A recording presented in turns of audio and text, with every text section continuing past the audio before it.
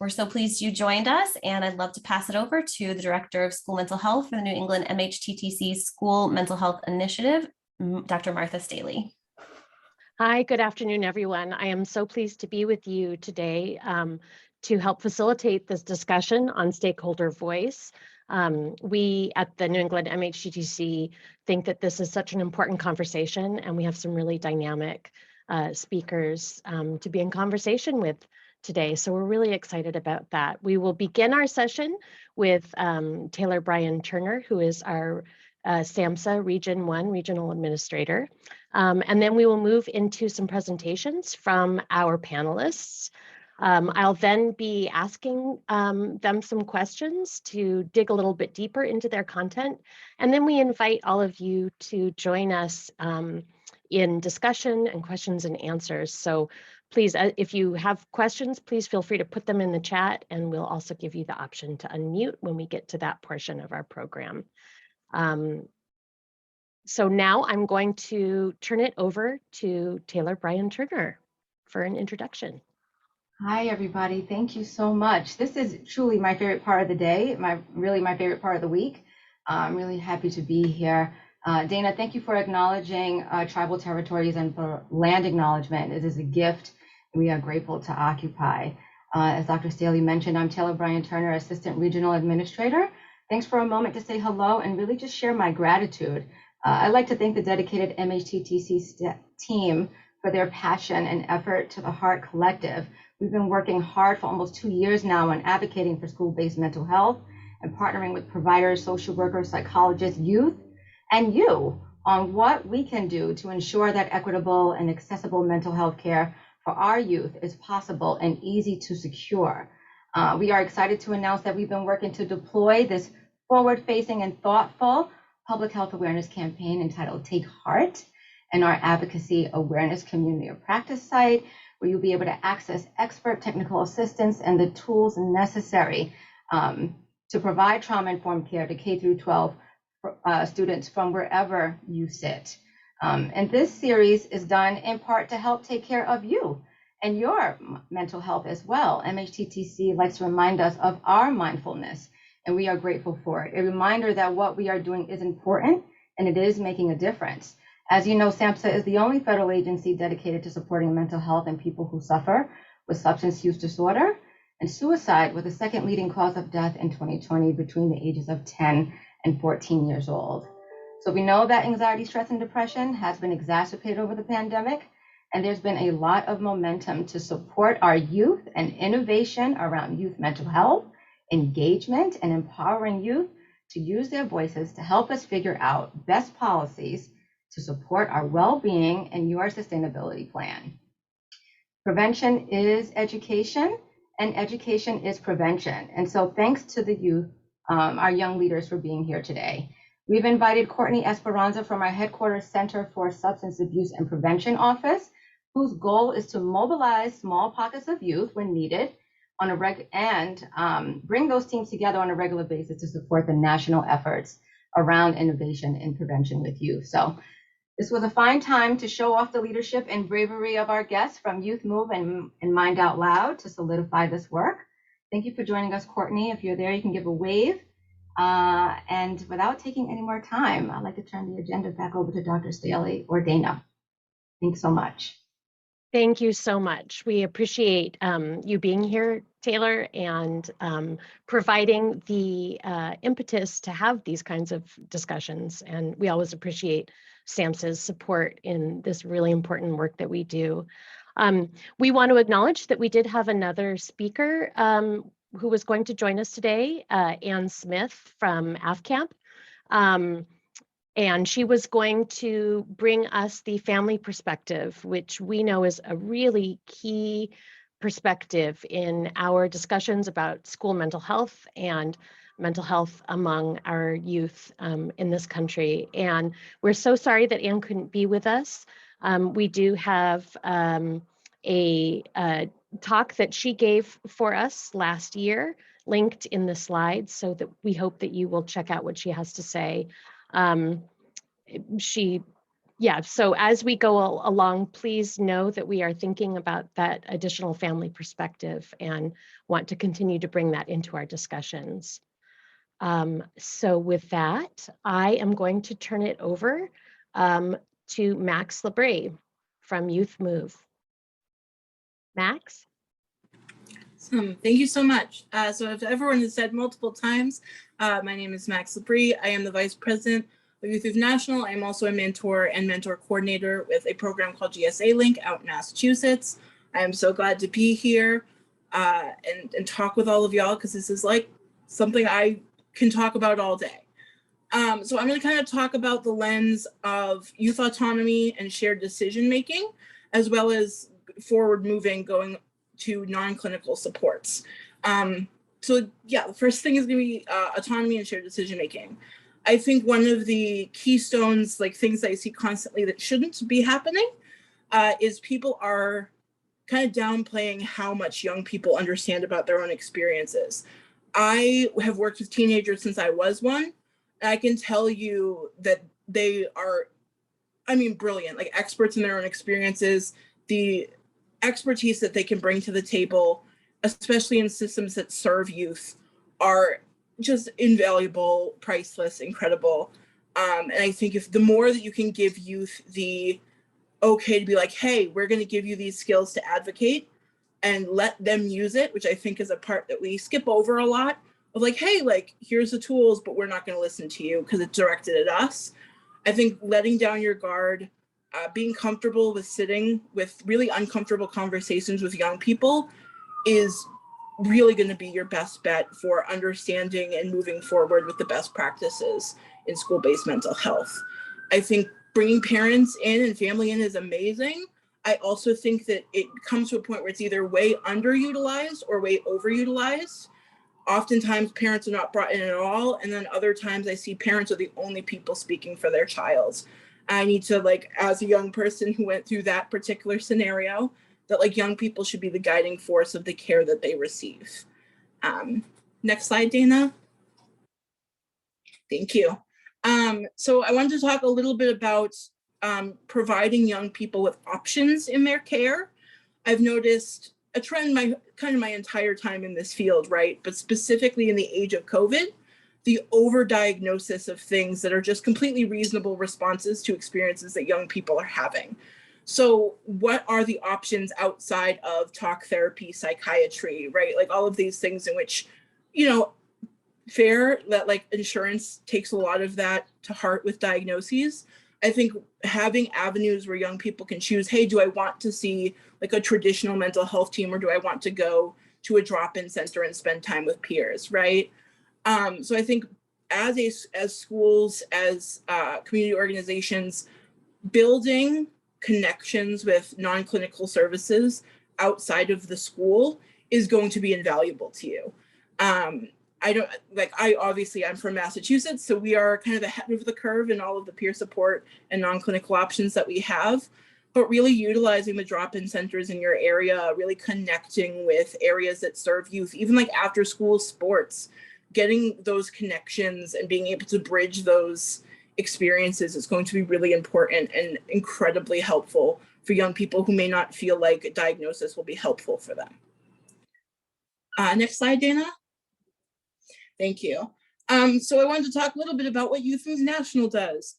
So we are a chapter-based nonprofit that focuses on amplifying youth voice and bringing youth voice to the table in experiences and systems that serve them.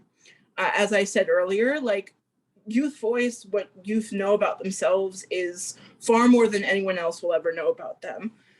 Youth are their own social class of people, and so that comes with their own issues that they experience that are unique to their age range. We work primarily, I would say, like we're primarily mental health, but we also work in the child welfare and juvenile justice systems, and just the incredible beauty that comes with being a chapter network of like, chapters can rely on each other. We have chapters that send emails to each other every week. We have, I believe, over 70 chapters now, consisting of tribal, local, and statewide chapters. And it's really just been a beautiful thing to see young people really start being the voices in their community and demanding that they be brought into the table and to be listened to. So a couple projects I wanted to talk about that Youth Move is currently doing is their Youth Move Change Initiative, which please go on their website and go on their portal, because there's a million resources that are just incredible. So the Youth Move Change Initiative was built with the understanding that BIPOC and LGBTQ+ youth are underserved, underrepresented in the mental health and child welfare systems. And so we really wanted to bring on a team of fellows, but also staff to run that initiative to make sure that those voices are brought forward, that they're represented, and that the changes that correlate to that experience are brought. They have right now a portal on the website that's like it's like a huge part of the website now. It's amazing. Where they have ableism 101 trainings, equity work in youth work. It's just incredible, amazing. You would have access to, I believe there's 10 trainings on there right now. I also want to shout out our blog, which we started at the beginning of the pandemic. I think we now have 100 blog posts. Also some really amazing young people contributing to that. We just did a intersectional experiences expo where we had, I think, 10 people kind of talk about intersectionality and their experiences in mental health care. So I definitely recommend going on the Youth Move National website. It is wrought with information. It's incredible. You'll just find yourself clicking through the whole website. It's really fascinating. I also recommend emailing Youth Move if you feel like you or your organization could deal with some technical assistance. We do provide that. And that is also all on the website for you to find. Really amazing work that's being done. And I'm really grateful to have been on the board the last 3 years and really gotten to see this group grow and see what the young people are capable of, which is so much. Dana, next slide, please. So I just wanted to do like a quick final thoughts, kind of collecting everything that I said, right? Young people are their experts in their own experiences. Young people are brilliant and passionate and incredible, and they deserve to be at every table where things concern them. And they deserve to be heard and listened to, and for that change to be brought in to their everyday experiences. Because really, we don't talk about how amazing youth are enough. I feel like youth get a lot of the like garbage thrown at them that they certainly don't deserve. And I just hope that we get to a point in which young people are able to be like, hey, this works for me, this doesn't. Where do we go from here? And how can I continue to be involved? Yeah, I thank you so much for having me, y'all.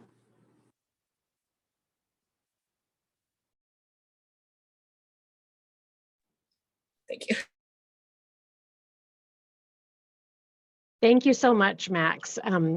I love that we began with that perspective. That is fantastic. And I have lots of questions for you coming up in the second part of our presentation. Now we're going to hear directly from two of those youth, Ashmita and Crystal, and I'll pass it to you. Welcome. Yeah, hi everyone. Thank you so much for being here. We're so grateful. Ashmita and I are so excited to be here. We were just texting a few minutes before this event. I was in class and I was like, this is such a good break from school. Like, this makes me so happy. So thank you everyone for being here. And we are going to be talking about youth inclusivity in mental health conversations. So yeah, next slide, please. But first, to introduce us, I'll introduce myself, and then Ashmita can go ahead and introduce herself. But my name is Crystal Wodato. I use she, her pronouns.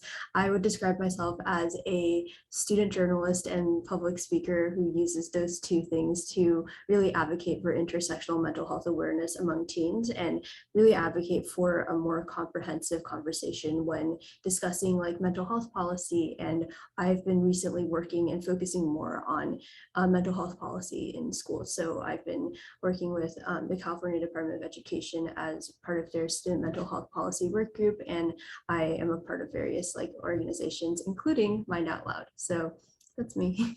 Ashmita, do you want to introduce yourself? Yeah, thank you, Crystal, and thank you everyone for being here. I'm Ashmita. I go by she, her pronouns. I'm a mental health and suicide prevention advocate, and I have been since I've been through some of my own personal experiences. And ever since then, I've always been very passionate about, advocating for the mental health of students and youth all across the nation. I am a part of Mind Out Loud. I'm representing Mind Out Loud here. And I've also gotten a bit more into policy, just like Crystal, as a part of Cayenne, which is a subgroup of Mental Health America. We're focusing on, advocating for transitional age youth and, furthering legislation that supports mental health and the mental health of transitional age youth. So that's a little bit about me. Next slide, please. So yeah, we're going to be starting out with talking about first what Mind Out Loud is. And while I'm discussing like kind of an introduction to Mind Out Loud, Ashmina, if you want to go ahead and send the Menti code, you can go ahead and send any like preliminary thoughts you have about what including youth in conversations around like policy change or school-based mental health would look like. But anyway, so what is Mind Out Loud? You've probably heard this like name and organization or seen like MOLE like everywhere, and you've thought to yourself like, what is MOLE? But MOLE stands for Mind Out Loud, and we are basically a youth-led organization that is really just a student mental health movement that is trying to inspire students across the country and really just across the world to live like their most authentic lives. And we do this mainly through social media, through events, and also through events in our webinars, and also our huge annual Mind Out Loud event that we just had last month. And our annual Mind Out Loud event really just brings together so many youth voices and so many different mental health like speakers. Like this year we had a lot of amazing speakers and also a lot of like really famous people who like Tony Hale, who talked about how he deals with his mental health and really normalizing and destigmatizing mental health conversations. Our 4 pillars at Mind Out Loud are personal wellness and advocating for like ourselves and talking about like self-care, suicide prevention, acknowledging that suicide is the second like leading cause of teen and like youth death in our country, and then also support for marginalized communities, which we will be talking a lot about this pillar today, and also awareness and advocacy and giving youth awareness and advocacy opportunities. Next slide, please. So we are going to be first having a Menti poll. And if you have never used Menti in the past, Menti is basically a website that allows you to text or submit on a website like your thoughts or like your responses to a question, and we'll be allowed to like basically screen share those like responses. So Ashmita, do you want to try and screen share them right now? Yeah, I think Dana, once you stop screen sharing, I should be able to screen share. Perfect.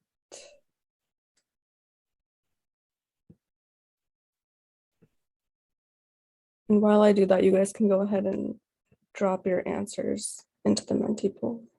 Yeah, and to remind everyone again, the Menti like main question is asking like, what are your kind of, we want to get an idea of what you think about in terms of like strategies of including youth, any just thoughts about this topic as a whole. Okay, so far we have tends to be very white-centered, which is so true, coming from like a lot of experience with being in very white-centered mental health advocacy places that really don't acknowledge that third pillar of Mind Out Loud and including marginalized communities. Very, very true. Court-involved youth access to mental health services. Very true. That was actually one of the like focuses that I wanted to kind of like hone in on when I was a few years ago in talking about like the intersection between like juvenile like court systems and also like the criminal justice system with mental health, including disabilities and diversity conversations, non-acceptance of non-clinical options, accessibility, all really great points. LGBTQ plus issues, how families can do a better job in supporting their youth to become advocates. One person says, we feel because someone is suffering from a mental illness or having issues in the current stage of their life that they do not have an ability to contribute to their solution. That is such a good point. Ashmita, I'm talking a lot, so feel free to like send and or say any thoughts you have on these two. But I think I genuinely believe that like it's so it's so unfortunate that a lot of people believe that just because someone is going through like a certain stage in their life, that they can't also take away so much and also give away so much knowledge about that like period in their life. We have, Ashmita, do you want to read these? Oh yeah, I'll scroll down a little bit. So it's very behavior and illness based instead of the system. Did we go through this one already? No, we haven't. Okay, perfect. It is very behavior and illness based instead of the systems and experiences folks go through. And I think that's really, really important because oftentimes when we just look at mental health, it's just about, oh, they have this illness, oh, they have this disorder, but we don't take the time to look into what they might have gone through and like what experiences they can bring to the table and what they can talk about instead of just, oh, they had a disorder, they're probably not fit to talk about it, but completely the opposite. Yeah, adding on to what Ashmita just said, I also can definitely see how a lot of our conversations around mental health are very much like blaming the individual over like blaming the individual over the systems that produce like the environmental conditions of that individual's like upbringing, if that makes sense.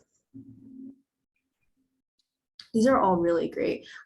This is going to be really cool to look back on and kind of reflect on how like much more we learn in literally like 5 more minutes. So yeah, thank you so much, Ashmita, for sharing these responses. We're going to go ahead and move on to our next slide, if possible, Dana. It should be the slide on why, or yeah, there you go. There you go. So Ashmita, go ahead. Perfect. So we're going to talk a little bit about why youth from marginalized communities need to be at the center of these conversations. We've talked a lot about, we will be talking a lot about youth in general, but to start off, we're going to focus on marginalized communities. Next slide, please. Thank you. So here on the left-hand side, we have a few statistics that you guys can look through just to reiterate the experiences of marginalized communities and how many people have access to services, how many people don't, and things like that. So to start off, our first point is that marginalized communities, the youth from these communities are historically and often intentionally excluded. Ever since like, I don't know, like from very, very back before the 21st century, before the 20th century, people have been excluding people from minority groups and things like that, mainly because, you know, they weren't white or because they weren't, you know, a certain color, or they weren't a certain, you know, race or ethnicity. And I feel like that has transferred into today, and we see a great deal of that present today.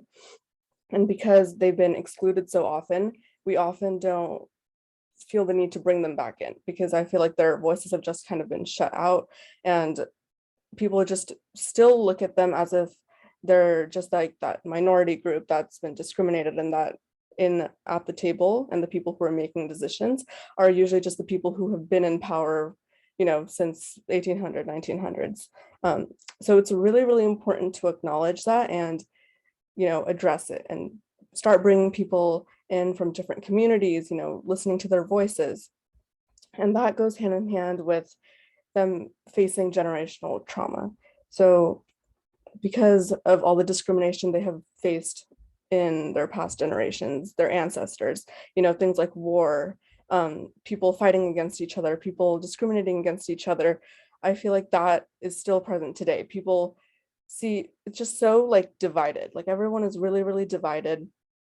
And because of that trauma, people like marginalized communities, they have a lot to say. They really do. They've gone through a lot, and their voices would be very, very beneficial to, you know, mental health conversations and at the table, you know, decision-making tables, because of the experiences that they've been through, the things that they faced. They have a lot of wisdom, and it would be amazing if their voices were empowered and we could hear everything that they had to say, because they have been shut out for a very long time.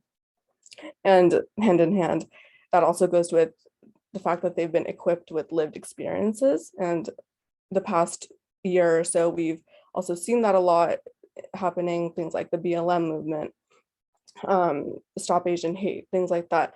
It shows that these communities have been oppressed, they have been discriminated against, and bringing them in and showing that their voice is really powerful is really, really helpful, not just to themselves and, progressing and, putting their community on like a pedestal, but also for society. If society wants to progress, we need to show that everyone has a place, everyone has a voice, and to really put that out there. Next slide. I'll hand it over to Crystal. Thank you so much. So well spoken, Ashmita. And I think this slide is really representing, like, even if you don't have youth from marginalized communities in your discussions, even though you should, overall, all youth have the qualifications today to be a part of these processes. And again, on the left, we have a lot of youth mental health statistics to reiterate our point of why youth should be in these decision-making processes. But more than just that, youth today are extremely dedicated after a lot of the, not just generational trauma if they're from marginalized communities, but also system-based traumas from even if you aren't from one of these communities, you can be severely affected by the oppressive economic systems that we're under, or lack of access to social programs, right? This builds so much dedication and passion after such a long period of suffering and going through so much. And more than just that, youth are also, all youth today, or a lot of youth today, are very mature after all of the trauma that we've lived through, and we're these experiences that we've lived through have helped us make so much, helped us make more mature decisions about the things that we've had to kind of encounter in our lives. And then beyond that, we're also really conscious. I think our generation often is just cast aside and labeled as woke, but I think it's more than just that label. I think a lot of the times, because we've gone through so much, and because we've also seen and been able to empathize with our friends going through so many different struggles, that we're able to help adults and help older people and prevent them from accidentally being racist, or accidentally still having these implicit biases in their decision-making processes. And then lastly, I think youth today are extremely inspiring because of all of the aforementioned reasons in how we're able to really just persevere through what we've gone through and still have so much to contribute to these conversations. Next slide, please. We're going to briefly talk about how we have been really empowered by Mind Out Loud to be prepared to be this generation's mental health advocates. Next slide, please. So in my conversation with Ashmita, we really narrowed it down to 5 really quick reasons why Mind Out Loud has been able to really fulfill this 4th pillar. And one of the first reasons is in empowering youth. Mind Out Loud has such a great our model, and also really supportive leadership figures like our director Jillian, who has constantly been able to coach us through not just through public speaking events like these, but also helping us really understand what the issues are today, and also listen to our issues, and just overall really great empowerment coming from her and also everyone else at Mind Out Loud. Second is the opportunities for youth advocacy. I myself has personally been really greatly impacted by this, and through weekly emails and advocacy opportunities through discussions that we have, and a lot of the help from Jillian in developing these skills, we've been really able to not just network with different organizations, but really make an impact through these opportunities. And then through connecting us with each other, Mind Out Loud has really been able to fulfill this 4th pillar with connecting its representatives with each other and forming these meaningful connections. Not just me with Ashmita, but I've also made so many different friends through this organization that I talk to on a daily basis, and am able to not just support, but also hear what they're going through and form really strong relationships. Ashmita, do you want to really briefly cover the last 2? Yeah, so last 2, we have consulting youth. I've been able to get a lot of advice from Mind Out Loud, and I feel because we've been given so much advice, it's easier for us to give advice to other people. And just the spread of advice, just talking about mental health, destigmatizing the conversation around mental health, that all just helps, it just helps to normalize mental health a lot more than it has been in the past. So advice, a big part of Mind Out Loud. We get a lot of really good advice, especially from Jillian, as Crystal talked about, and just from sharing our experiences with each other. And then the last one, we are led by youth. So it's such a great thing when an organization is led by youth, because we have very powerful voices. Like we really do want to make a change. We are really passionate about what we do, and we would love to, you know, be at those tables where decisions are being made, because what is being talked about and the actions that are being imposed for us, we know what we want most. We know what we need most, and if we are able to, provide some insight on what we would like, on what we want from, people that are making decisions, people who have authority, I think everything would just be so much better. And yeah, that's a little bit about our fourth pillar. Yeah, and unfortunately, we don't have time to do our second mentee poll, but we did want to give a few resources that I'll be linking in the chat. So Ashmita, would you like to read these out? Yeah, so we have a link tree with all of our websites. You can access our Mind Out Loud student event, which we did a couple months ago. And it has everything you could possibly need in there. Our website, it also has everything you need in there. We also have a blog on our website, which is super, super cool. Student reps from Mind Out Loud have written on there, and it's really amazing. And then our YouTube channel, that's where we post our like events, our webinars and things like that. And then our Instagram, go follow it. It's super fun, super cool colors and super cool feed. And yeah, we're very active on Instagram, our most active social. So make sure to check that out. And then our podcast, Talking Out Loud, it's so good. It's really good. Definitely check it out. The people running it are absolutely amazing, and the conversations they have are super, super insightful. And then our last link is our student rep interest form for next year. If you know any students that would love to join, or you want to join, well, if you're a youth, you can join. If you would like to join, then totally share that with your kids, your students, anyone. Yeah, that's pretty much it. Apologies, we've had to speed run this a little bit, but if anyone would like to contact us for any questions about our work, Ashmita and I are more than happy to answer any questions, and we've just dropped our LinkedIns if anyone would like to connect with us or email us, and that information is up on the screen. But thank you everyone so much for listening to us, and we are really excited to hear what the next presenters are going to be speaking about. Thank you so much, you two. There's so much to say about what you've presented, but I agree with your list of the wonderful attributes that youth bring to this conversation. So thank you. I'm going to pass it now to Sarah Johnson, who's going to tell us about her prevention work. Thanks, Martha. So I'm Sarah Johnson. I work with the New England Prevention Technology Transfer Center. We are a sister network to the Mental Health Technology Transfer Center, who is putting on this fabulous event. We cover the 6 New England states.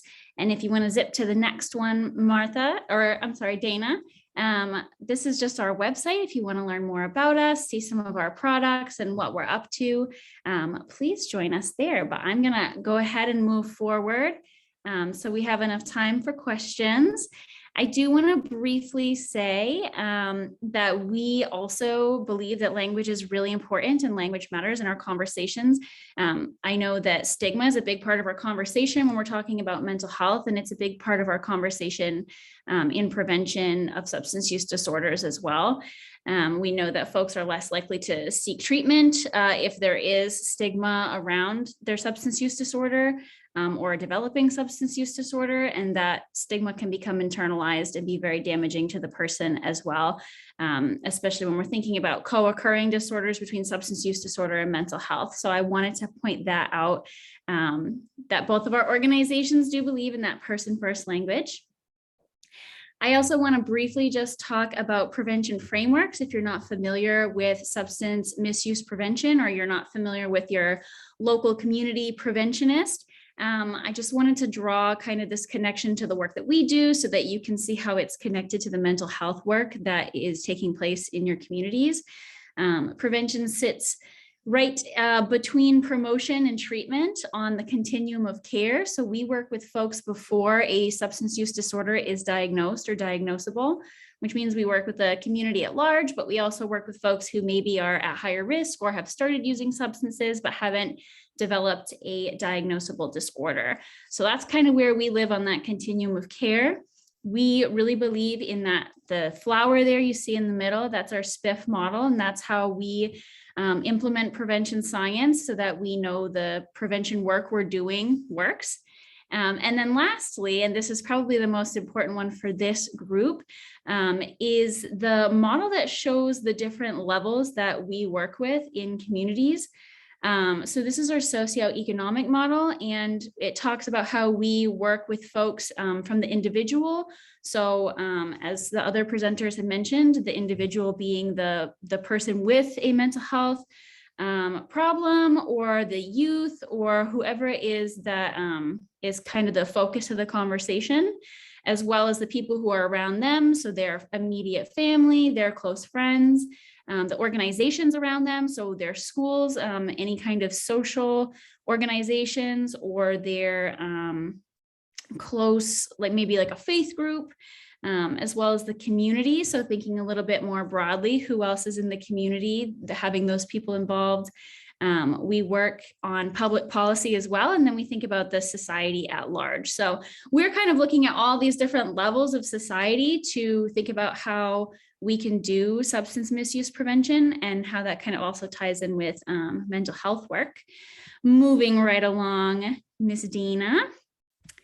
I will just skim right over this slide. I just want to let folks know that a lot of the work that we do does tie in very closely with mental health work. The International Certification and Reciprocity Consortium is the organization that certifies prevention specialists to do the work that we do. And as you can see, a lot of the work we do really sits in the mental health world as well. So we really believe in being closely connected and not really siloing the work of mental health and substance misuse prevention. Moving right along. I do want to let folks know this is the meat and potatoes of what I came here today to say. Is that substance misuse preventionists work with everyone. We love to connect to people and get different groups involved. So if you're asking yourself, how can a substance misuse prevention specialist work with me to further our goals? We really are liaisons in communities, and we like to work with everybody to further a shared goal. And with substance misuse prevention, we have a lot of shared goals with mental health. So we can definitely help connect you with different folks you might not be connected with, and help you see other perspectives within the community that you may at this time be missing. We're happy to help make those connections. And lastly, I want to say that prevention specialists are really gifted at getting youth involved and letting youth lead. We have a lot of strategies for how you can get youth involved in the work that we do, and thereby the work that you do. And we're really passionate about letting youth take charge once we have gotten them involved, letting them decide what really needs to be done, because as the former presenters have talked about so clearly and passionately, young people know what they need and they know what they want. And I think it's up to the adults in their lives to let them take the lead on that. So the prevention specialists in your community will know some strategies for how to do that if you're struggling with getting young people involved so that you can help grow their leadership experience. That's something we can help you with. So if you don't know who your local community prevention specialist is, let me know. I can help figure that out for you. And I highly suggest that you get them on your team, because they can definitely help connect you with community, with schools, with other organizations in your area. That'll do it for me. Thank you so much, Sarah, and thank you all of you for those presentations. I realize we've set you a very difficult task to sum up all of your work in just a couple of minutes, but I hope that our audience now has a sense of the kind of work that you do, the organizations that you're representing, and also the underlying fundamental values that we think are so important, the importance of bringing everybody to the table, of centering youth voices, of looking to lived experience as the experts when those of us who are no longer youth are looking for answers about how to better serve our school community and youth serving systems. I do have a couple of questions for you, and if anybody in the audience has questions that you want to ask, please drop those in the chat and I'll make sure that we get those answered in the minutes that we have remaining. But the first one that I want to begin with, thinking about all of the different elements that and all the different strings that you all have discussed in the last few minutes, what are the benefits that schools can see from bringing young people and families and community organizations into this decision-making process? And I'll toss it to anybody who'd like to answer that. I can start. Some benefits that schools can see with, bringing young people, families, communities. One thing I do see at my school and at schools, that I've, been to or have friends in, families are often very, distant from what is happening in the school. And I feel like bringing them and students into like conversations in the decision-making table will allow the school to, direct their resources towards what the school really needs, what the students really want, and what parents, and people think would be best for their children. Because then rather than, spending funds on things that are, not that important or on the wrong things that they think students want, but they don't actually need, we can really target what is most important for students and what they would benefit most from.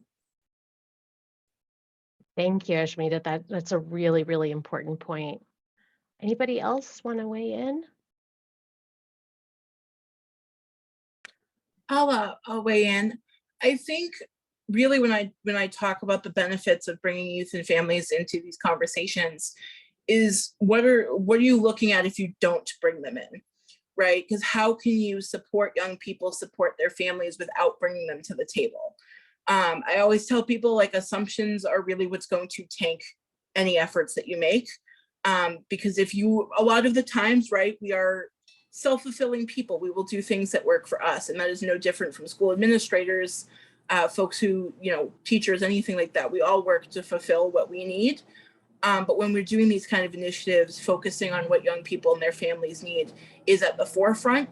And the more that you disengage yourself from the youth and families, the more that you're going to fail at what you do. So I think it's not, how can they benefit you? It's, are you prepared for the failure of your initiatives if you don't bring these people to the table?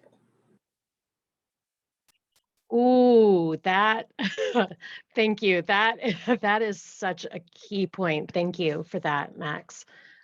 Yes, exactly, Sarah. Thank you. And that leads me to my next question, that anybody who wants to jump in. So thinking about that, inviting people to the table and thinking about the risks to your initiatives and programs if you don't do that, how do we ensure that when we do that, when we include everybody in those discussions, that we're not falling into tokenism and saying, oh, we've got our young person, check. We've got our person from a BIPOC community, check. So how do we avoid that? I can start answering this if that's okay. I think as someone who has been very much like tokenized in the past and might be actually being tokenized in other projects I'm working on right now, it's really common for this to happen. And I think sometimes it's really hard to avoid in a sense when we're living in like a better age where we're being cognizant of like including these voices that like accidentally becomes so much of a pressure that it becomes a checkbox, but we want to avoid that, right? And I think one of the best things that Mind Out Loud has been able to do is not tokenize me and Ashmita and actually provide like leadership and support structures that actually check in with our well-being and not make our work transactional work efforts. I think transactional like work efforts in just being like, speak for us and you receive some sort of, I guess, social like pay in what you're doing and that's it. But that's not, I feel like Mind Out Loud hasn't done that. And I think Mind Out Loud has done a good job in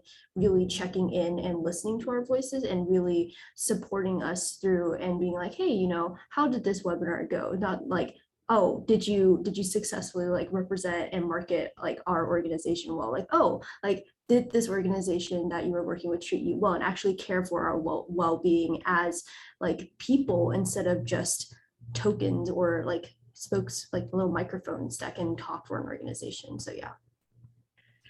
Thank you for making that point, Crystal. You mean seeing you as actual people beyond just a demographic, right? I mean, is that kind of what you're saying?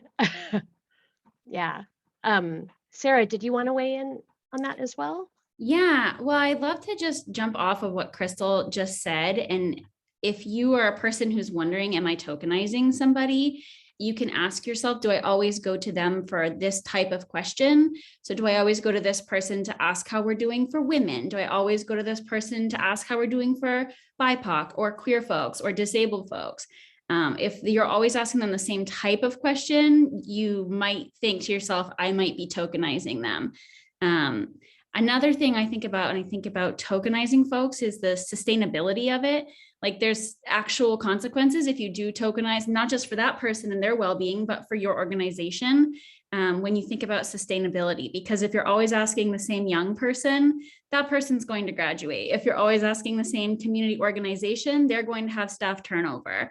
If you're always asking the same parent, their child is going to move on at some point. So thinking about the sustainability of your programs and what you're trying to put in place now, it could be as soon as 4 years from now, you're not going to be able to continue asking that person. So getting other people on board is beneficial to you and them. Thank you so much for making that really important point about looking long-term. I want to, I thought Max might want to weigh on that question, and then I see we have a hand, so.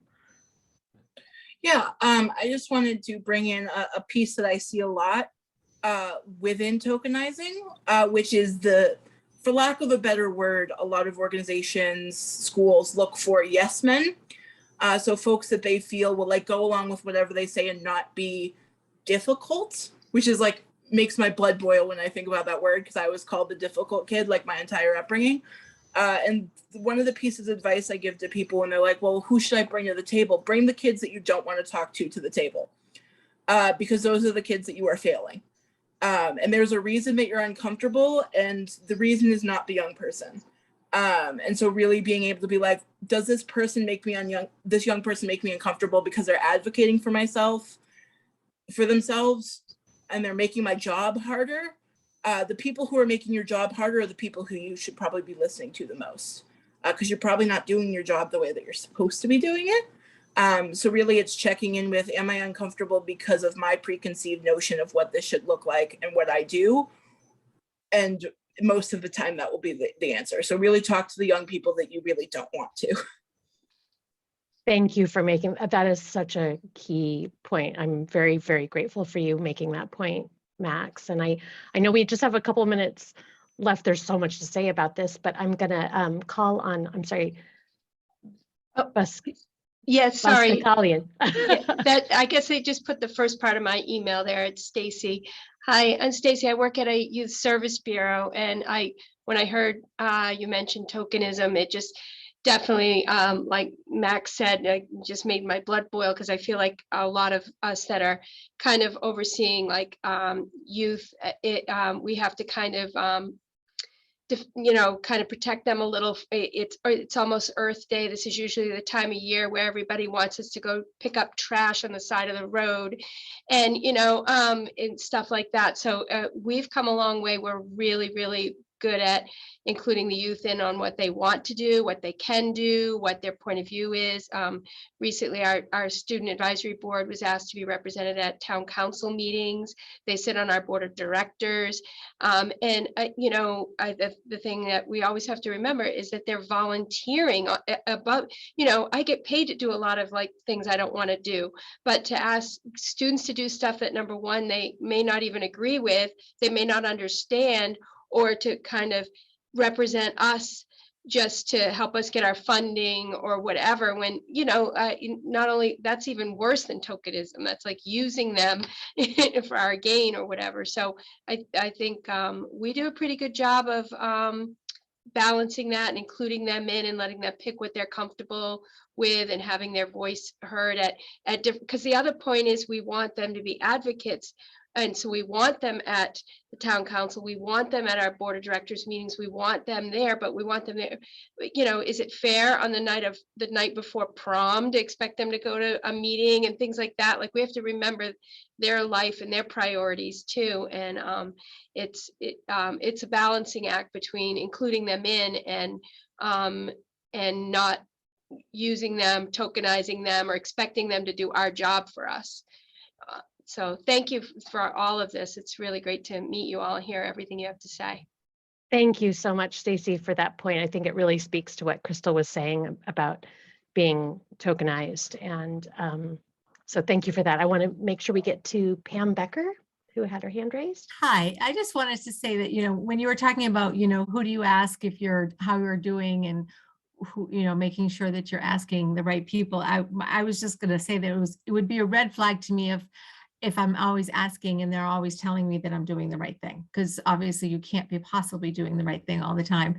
And then I was going to say, if you really want to know what you're doing, then you need to ask these women from Youth Move and Mind Out Loud, because they'll tell you straight, really straight, how you're doing, and they won't hold anything back.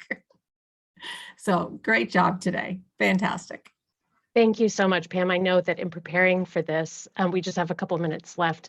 I received an education, and I'll tell you, it's really delightful to learn from the youth about how to do this job better. So if anybody has any other questions, we just have a couple minutes.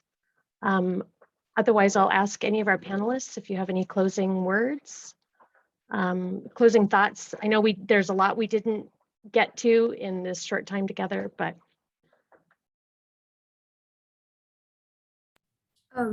just like one quick thing. I think a lot of the times, I was just talking about this last week, but recently I think a lot of adults have been saying like, oh, like I really just want to treat everyone like equally, and that like, oh, equality means so much to me. And a lot of the times these are like white folks and white teachers and just adults who are trying their best to really reach the state of like equality, when not acknowledging that equity is probably the better approach to a lot of these issues. And how I explained it and how I learned how to explain this was saying that they want to treat everyone equally and want to view everyone like equally is great in theory, and but doesn't really acknowledge that that kind of has the assumption that everyone started at like the same starting ground and the same starting line.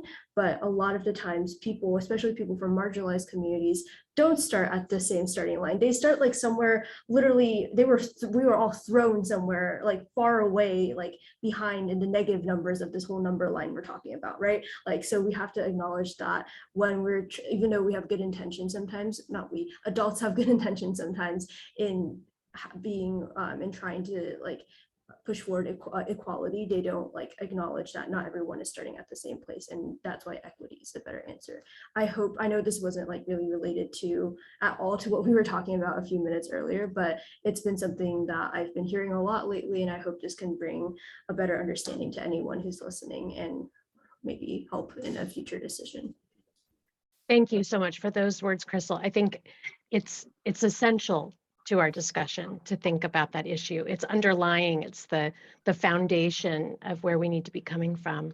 And I really appreciate those words. And I just, as we close out, I want to thank all of you and express my gratitude for being able to hear about the work that you do, your experience, and how inspiring it is to hear you discuss these topics. For me personally, it reminds me why this work is so important. And I just want to thank you from the bottom of my heart. And I hope that we can continue the conversation another time. So I'm going to turn it over to Dana to close us out. Thank you so much, Martha, and thank you to all of our wonderful panelists. We also want to introduce you to some of the free resources that we have at the Mental Health Technology Transfer Center School Mental Health Initiative. We have all of these linked in the slideshow you will receive as a follow-up message. We have our National School Mental Health Best Practices. This helps schools, districts, and states develop evidence-based trauma-conscious mental health support systems and services. We also have our Classroom-Wise online tool course for educators. This helps classroom educators become more literate in mental health practices and supports. At the Childhood Trauma Learning Collaborative, we have a topical resource directory that breaks down all of the various webinars, blogs, newsletter articles, toolkits, tip sheets that we've produced in the past 4 years by topic. We also have a resource called Schools This Year that focuses on how schools can support the mental health of staff, students, and families as they try to heal from COVID-19. That includes an interactive PowerPoint presentation that you can use to train your staff in these practices. One of our seminal resources is our compassionate response to mental illness, compassionate school response to mental illness, that has lots of great ideas for activities and services that schools can implement to support all students and their staff. And we have a training library that brings you all of the various 1-hour presentations like this that you can use with your school to help educate them about ways to reduce and address trauma. We also want to point out our 12-hour online course, Cultivating Compassionate School Communities That Respond to Trauma Effectively. It's a comprehensive, self-directed course that individuals, schools, or districts can take. It gives you an action plan to go from wherever you are on this journey to becoming a trauma-skilled school, from whether you're starting out or trying to refine your practices to develop a comprehensive school mental health system. This course and action guide will help you get there. We want to invite you to some of our upcoming events.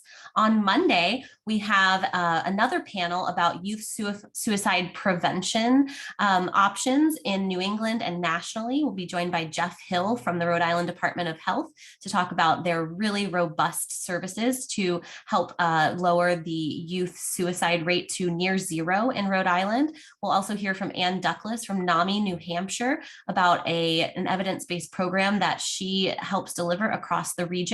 And we'll hear from Angela Weeks about a LGBTQ+ youth suicide prevention strategies and programming. On May 5th, we have our final Heart Collective webinar, Collaborative Approaches to Comprehensive School Mental Health Systems. We're really excited to share the work of our Childhood Trauma Learning Collaborative Fellows and Ambassadors, how they have been implementing compassionate school practices to address and reduce childhood trauma. We'll also hear from John Crocker, who is going to tell us about the SHAPE system, which helps schools, districts, and states evaluate their comprehensive mental health systems in schools. And Martha and I will tell you a little bit about some other national frameworks that are evidence-based. The attendees who provided their email address will receive this evaluation survey about 24 hours after the close of today's event with today's slide presentation. Because our funding does come from the Substance Abuse and Mental Health Services Administration, we're required to evaluate our services. Our technical support manager, Ingrid, will also put this link to this very brief evaluation survey in the chat. You can also use your phone to scan the QR code on the screen. We really do appreciate your honest, anonymous feedback, which helps provide information to SAMHSA and assists us in planning future meetings and programs. For more information about certificates of attendance and CE credits, please contact the New England Mental Health Technology Transfer Center at newengland@mhttcnetwork.org. And please stay posted to our website listed on the slide for links to the video presentation and related slides. And subscribe to our newsletter to learn more about resources to support mental health. And if you have any questions whatsoever, please don't hesitate to contact Martha or myself. And we hope to see you on Monday or again in about 2 weeks for our final Heart Collective webinar. Thank you all so much for being with us. And if our presenters could please remain on the call for just a few moments. Thank you, everyone. Have a good evening and take care of yourselves. Thank you for being here.